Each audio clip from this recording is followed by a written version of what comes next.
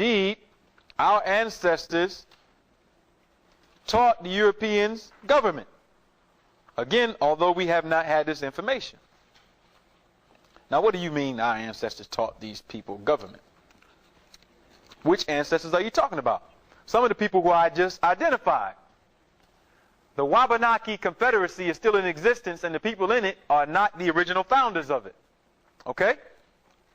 Now, I'm going to read a few things for you to verify some of this history that deals with the initiation of Caucasians. Now, the Bible and Quran, as we have talked about before, deal with the legacy of an ancient people who are called Israel. Israel, the word Israel, comes from the Egyptian word Osiris, or Sare, Isra.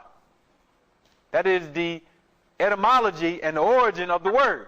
It's found in two places, the Meron Ptah stele, which is a stele made in the 19th and 20th dynasties of Egypt, and in the pyramid text. But I want to read you some information from the people who were governing right prior to the Constitution under the Articles of Confederation. Everybody know what the Articles of Confederation is? Anybody know? Can somebody tell me what the Articles of Confederation are? Anybody know? Articles of Confederation. Okay.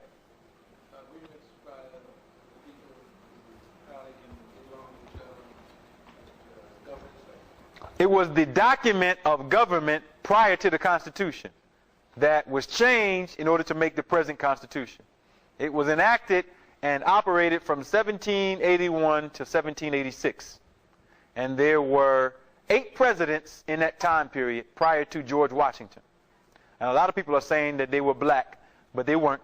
They were Irish, and they were a part of a secret society called the Rosicrucians.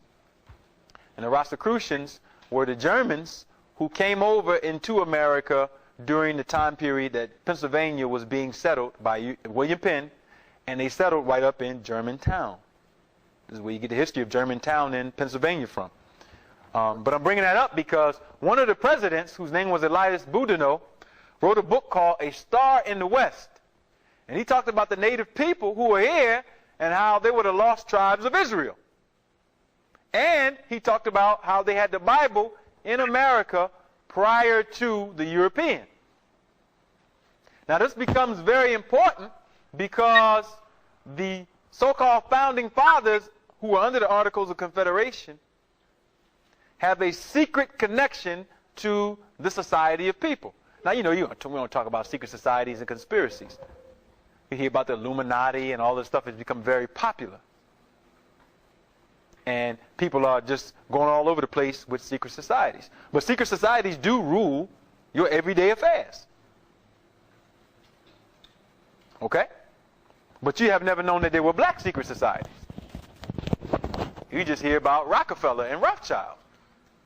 But you haven't learned about your secret societies that have had drastic impact on planetary changes. But this is what we're going to read about. Okay. And it has everything to do with the information about this lost tribes of Israel history and who the people were who taught the Rosicrucian Irish people who made the Declaration of Independence, founded the Articles of Confederation, and then later had their government taken over by another group of white people from England, George Washington being the head of that. All right? Okay. This is his quote. Again, the book is A Star in the West by Elias Boudinot. And his quote is, he's talking about the Lenape, or the Nanticoke Moors. It is said amongst their principal or beloved men that they have it handed down from their ancestors that the book which the white people have was once theirs. Now, the book that they're talking about is the Bible.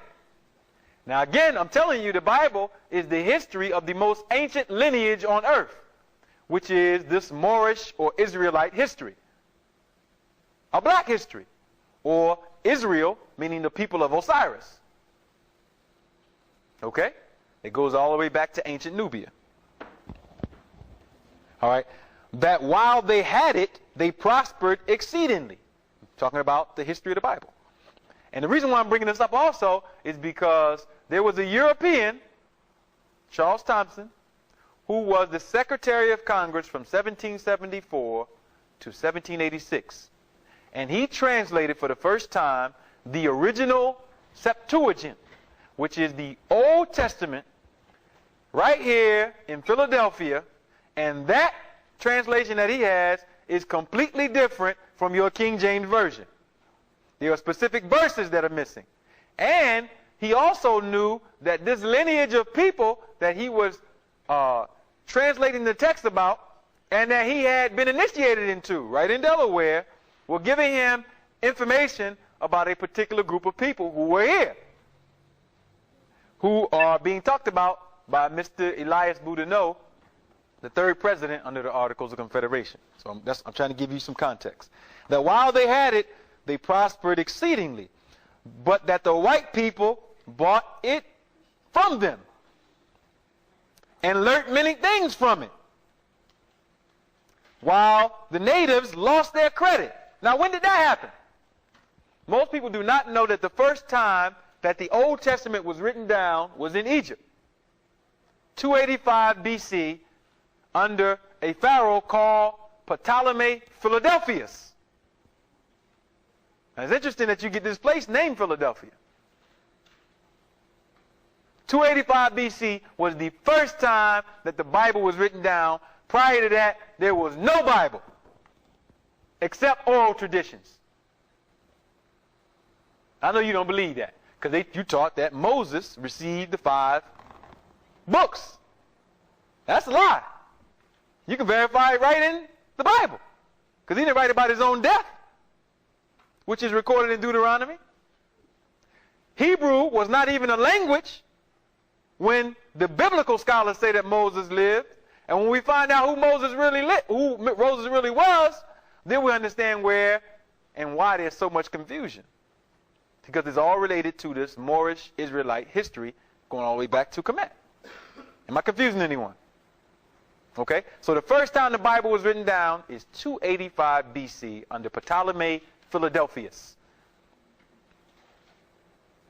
And this was for the purpose of learning about a particular people in Egypt who had had their cartouches and history wiped out. And they are called the Amarna dynasty, 18th dynasty.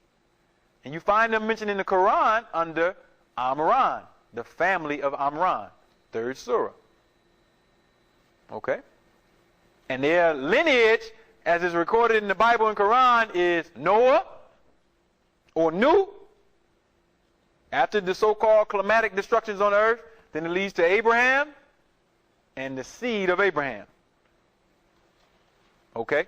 Now these people are real people. Right in Cairo Museum, if you are smart enough to get the information, which we have it in the book Reparations Equals War, they have Abraham's body. It is the best mummified and preserved body on earth. It has been mummified for 3,500 years. We'll go into detail further. Okay. So the white people bought it off them and learned many things from it while the Indians lost their credit. Offended the Great Spirit and suffered exceedingly from the neighboring nations, that the Great Spirit took pity on them and directed them to this country. So now what is being narrated is the movement of what I just showed you or talked about, the people of North Africa, the people of Kemet or Egypt, Tamaray, moving into West Africa, and then moving further into North, South, and Central America. And if you look at the time period of the largest expeditions, they were taking place during the 2 time periods. This period of Israel with the Phoenicians, and then the period we know of as Carthage. Same people though, different names. All right. That on their way they came to a great river which they could not pass when God dried up the waters and they passed over dry shod. They also say that their forefathers were possessed of an extraordinary divine spirit by which they foretold future events and controlled the common course of nature, and this they transmitted to their offspring on condition of their obeying the sacred laws. That they did by these means bring down showers of plenty on the beloved people, but that this power for a long time past had been ceased. Now this is from A Star in the West.